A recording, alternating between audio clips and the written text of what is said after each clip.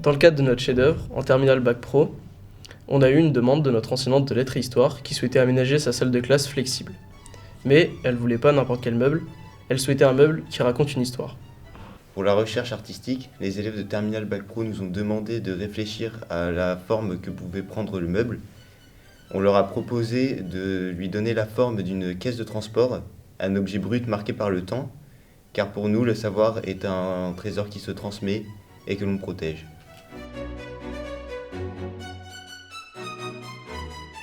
Avant de créer quoi que ce soit, on est passé par une phase de réalisation artistique. On s'est demandé comment on pouvait créer un meuble qui signifie la transmission du savoir.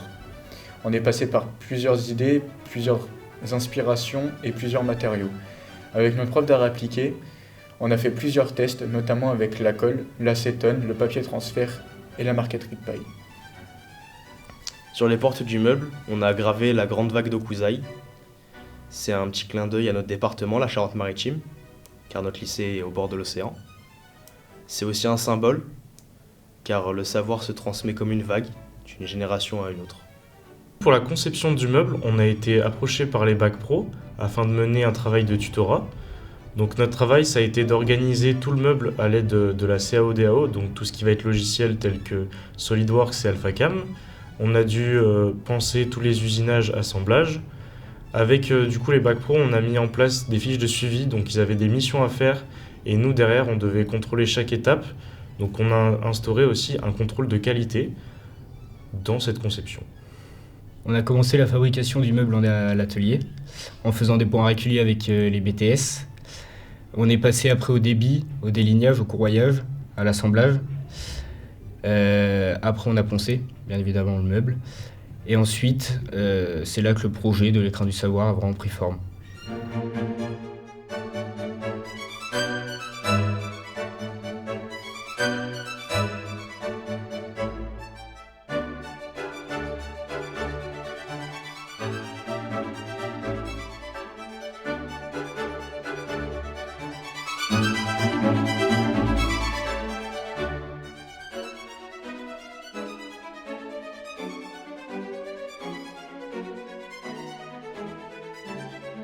Pour le meuble, on a choisi de réaliser un vrai contraste entre son extérieur, volontairement plus brut, et son intérieur, plus sophistiqué et raffiné.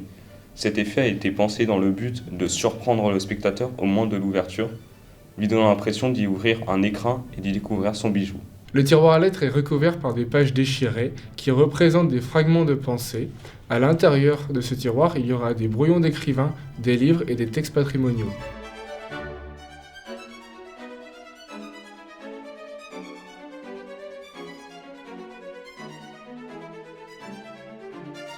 Pour le tiroir culture générale et expression, on a utilisé la marqueterie de paille bleue. On voulait un matériau lumineux et raffiné, presque noble, pour donner un caractère précieux et ramener à l'idée d'un écrin. Donc dans le tiroir histoire, on a gravé une colonne ionique à la laser, puis ensuite on l'a incrustée de feuilles d'or. La colonne représente un symbole de patrimoine et de temps. Et dedans ce tiroir, on pourra retrouver diverses ressources, des documents historiques, et un jeu de plateau réalisé par l'enseignante de lettres histoire qui a commandé le meuble. Pour le tiroir de MC, on a décidé d'y graver une balance, ce qui représente parfaitement la matière, car elle nous instruit à la laïcité, la citoyenneté et la justice.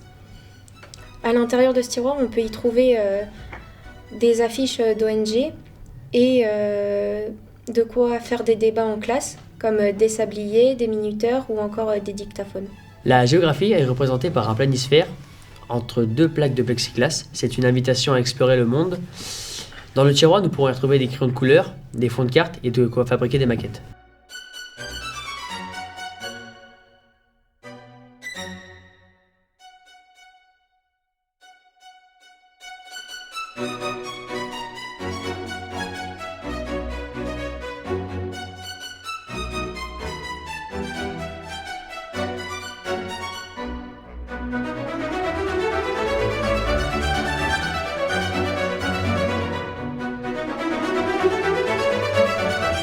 Le tiroir art est plaqué en noyer et s'inspire des œuvres de Banksy, pour exprimer le fait que l'art questionne le monde.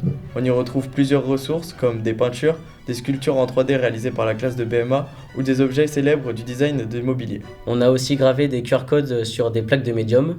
Chaque QR code renvoie une ressource numérique.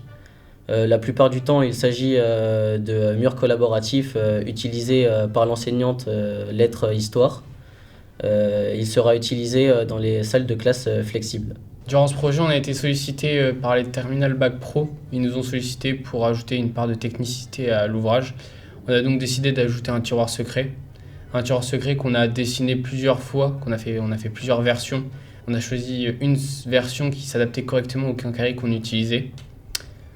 On a fait donc toute la partie conception, donc CAO et DAO.